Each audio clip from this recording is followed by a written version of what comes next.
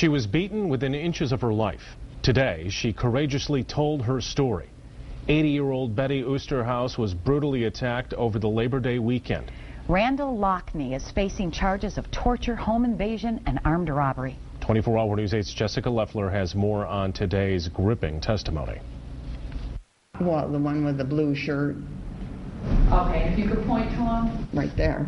Betty Oosterhouse testifying in court against Randall Lockney. He once worked on the roof of her Kentwood home, and when he later stopped and asked to use her phone on Labor Day in 2009, she let him inside. When I went to the phone, then he'd come right about here and he grabbed me right there.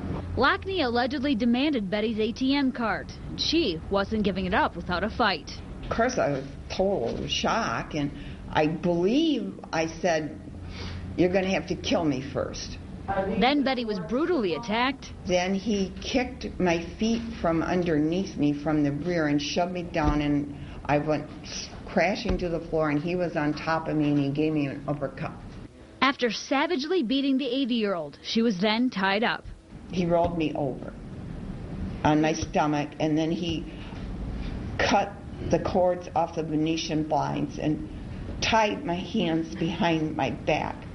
Betty was able to wiggle out of the binds at her feet, then somehow got upstairs from the basement and outside, where a neighbor heard her cries for help. We worked on untying her. She was tied with a bunch of tiny string and wire with the lamp hanging behind her. We got that untied. While the physical effects still linger.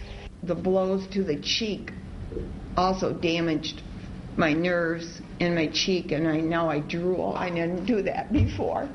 The tenacious woman who fought so hard to live is still here to tell about it. I was just